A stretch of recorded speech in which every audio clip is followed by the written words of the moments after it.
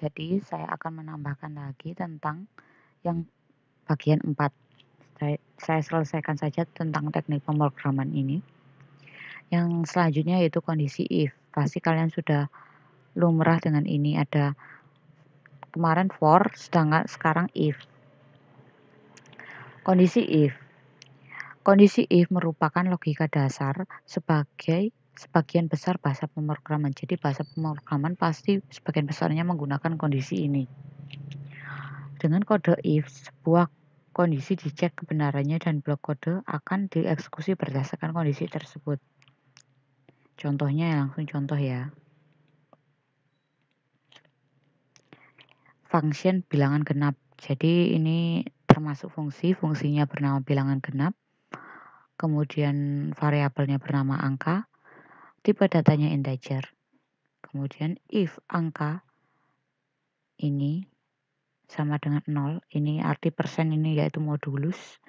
Persen itu artinya sisa hasil bagi.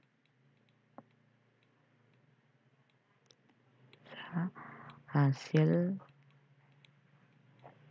bagi.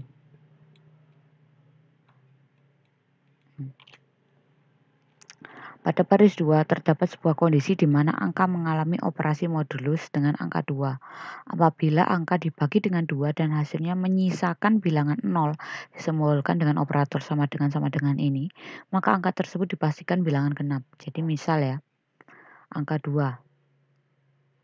2 dibagi 2 sama dengan 1. Apakah 2 dibagi 2 ini habis? Habis, tidak bersisa kan? Berarti termasuk bilangan genap. Beda lagi kalau 3. 3 dibagi 2, nggak bisa kan? Masih koma. Nah, berarti yang mendekati adalah 2. Maksudnya angka 2. Ini. Berarti sisanya 1. 3 dikurangi 2 sama dengan 1. Berarti modulusnya ini tidak bisa. 3 dibagi 2 ini tidak bisa. Yang mendekati adalah 2. Terus 3 dikurangi 2 sama dengan 1. Berarti modulusnya 1.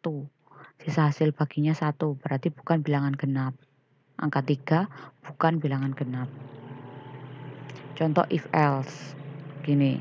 Kalau tadi kan kalau bukan bilangan genap, operasinya tidak akan muncul. Kalau ini bisa muncul karena ini ada else-nya. Kalau tidak memenuhi ini, maka akan memenuhi yang bawahnya. Nah, pada kode di samping dapat diartikan jika angka habis dibagi 2 bernilai 0, maka output yang ada pada blok if pertama yang ini, blok if pertama itu yang ini, akan dijalankan. Jika tidak menghasilkan 0, seperti tadi, 3 tadi kan tidak bisa dibagi 2 dan sisa hasil baginya 1. Itu yang dijalankan berarti yang bawahnya. Karena yang if pertama tidak memenuhi, berarti dicoba if yang kedua ini, yang else yang ini. Kemudian pada kondisi ini, apabila kondisi 1 bernilai salah, kode pada blok else akan dijalankan. Kondisi if else juga dapat dilakukan beberapa kali dengan kondisi yang berbeda-beda. Jadi ini else-nya masih 1 ya. Kalau kita tambah lagi else di bawah sini juga bisa sampai seterusnya. Contoh if else if kayak gini. Nilai 6, nilainya kurang dari 6, maaf tidak lulus, kurang dari 8, nilainya C, kurang dari 10, nilainya B, lebih dari itu, nilainya sempurna. Pada kondisi if else, pengecekan logika dimulai dari kondisi teratas apabila terpenuhi. Jadi dicek dulu yang pertama ini. Ini yang pertama, kondisi pertama, ini yang kondisi kedua, yang ini kondisi ketiga, dan yang bawah ini kondisi yang keempat. Sehingga ketika kode cek nilai 8, angka 8, apakah angka 8 kurang dari 6? Salah. Berarti kondisi pertama tidak memenuhi. Kemudian, apakah 8 kurang dari 8? Salah. 8 itu sama dengan 8. Jadi, kalau kurang dari 8 ini kan berarti maksimalnya angkanya 7. Berarti ini tidak termasuk. Kondisi ini tidak termasuk. Apakah 8 kurang dari 10? Benar. Berarti yang dieksekusi yang kondisi ketiga. dijalankan kalau si nilai terpenuhi. Nah, sedangkan nilai ini tidak terpenuhi, ya kan? Tuh. Kalau cek nilai 7, yang 7 apakah 7 kurang dari 6? Tidak. Berarti ini tidak dijalankan. Kemudian apakah 7 kurang dari 8? Betul. 7 masih kurang dari 8. Berarti yang dijalankan yang ini. Makanya hasilnya lumayan Anda mendapat nilai C yang dieksekusi yang pernyataan kedua ini. Gitu. Maaf ini tipe ya, ini seharusnya cek nilai 7. Nah, sekarang conditional switch. Kondisi switch digunakan ketika terdapat beberapa kondisi yang berbeda-beda. Pada kode tersebut, beberapa kode telah ditentukan, dan ketika kondisi tersebut telah terpenuhi di salah satu case, maka kode dijalankan sampai terjadinya eksekusi kode break. Jadi ini sama, ada pilihan-pilihannya, mana yang memenuhi. Jika tidak ada kondisi yang terpenuhi, maka kode block default yang akan dijalankan, gitu. Contohnya seperti ini. Switch nilai case A sempurna, trace B bagus, kemudian yang C lumayan, D ini. Nah, pada kode di samping akan mengecek nilai apabila inputannya huruf A, maka case pertama akan dieksekusi. Ini ya, kita tulis ini yang pertama, ini yang kedua, ini yang ketiga, ini yang keempat. Apabila 1, 2, 3, 4 tidak terpenuhi, maka yang muncul yang kelima. Apabila masih kelima ini masih tidak memenuhi, maka yang muncul akan yang default, ini yang keenam. Ini. Kalau default ini ya akhir-akhiran ya. Misal kalau 1, 2, 3, 4, 5 tidak ada yang memenuhi, maka langsung otomatis yang keenam ini yang akan muncul. Apabila inputan buka A, B, C, D, E, maka akan yang dieksekusi adalah case default. Masukkan data Anda itu berarti salah gitu. Jadi nanti dicek dulu apabila yang pertama ini memenuhi, yang muncul yang ini. Kayak tadi itu. Terus kalau semuanya tidak memenuhi, otomatis yang muncul yang default ini. Nah, misal cek nilai C. C, apakah C sama dengan A? Beda, C bukan A. Berarti ini tidak muncul. Kemudian di C, apakah C sama dengan B? Bukan, C bukan B. Maka yang kedua ini tidak akan muncul. Kemudian yang ketiga, apakah C sama dengan C? Sama, C sama dengan C. Berarti yang ini muncul, berarti berhenti. Langsung outputannya adalah lumayan Anda mendapat nilai C. Begitu. Yang bawah-bawahnya nggak usah dieksekusi karena sudah memenuhi. Dan ini ada kata break. Break itu berarti sudah berhenti di situ saja. Tuh.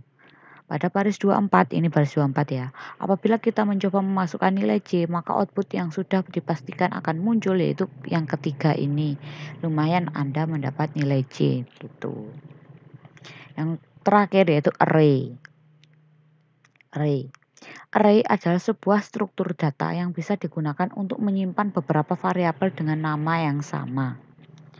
Contohnya seperti ini. Var nama hari array. Senin, Selasa, Rabu, Kamis, Jumat, Sabtu, Minggu. Kemudian dipanggil trace nama 0. Pada kode di atas dideklarasikan variabelnya bernama nama hari dengan tipe data array. Variabel tersebut memiliki beberapa nilai yaitu Senin sampai Minggu. Berbeda dengan integer tipe data itu. Kalau integer kan misal var i.2 integer sama dengan 1. Nilainya ya cuma 1 itu aja. Kalau var array ini nilainya bisa bernilai lebih dari 1. Untuk menggunakan data yang berada dalam array, dapat menggunakan nama variabel diikuti tanda ini, kayak gini. Misal kita ingin memanggil variabel nama hari, kemudian kita beri nilainya 0. Yang muncul apa? Dari nilainya kan Senin, Selasa, Rabu, Kamis, Jumat, Sabtu, Minggu. Berarti array ini dimulai dari angka 0. Berarti 0. 0 ini bernilai Senin. Kemudian Selasa ini bernilai 1. Kemudian Rabu ini bernilai 2. Kamis ini bernilai 3. Jumat ini bernilai 4. Sabtu ini bernilai 5. minggu ini bernilai 6. Jadi misal kalau dipanggil 0 berarti yang muncul adalah hari Senin. Kalau dipanggil 3 berarti yang muncul adalah hari Kamis gitu. Jadi diurutkan dari 0 ya. Ingat di sini angkanya itu tidak dimulai dari angka 1 tapi dimulai dari angka 0.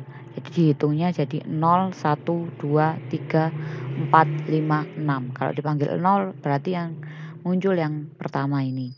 Kalau dipanggil 3 yang Kamis. Kalau dipanggil 1 ya yang muncul yang Selasa.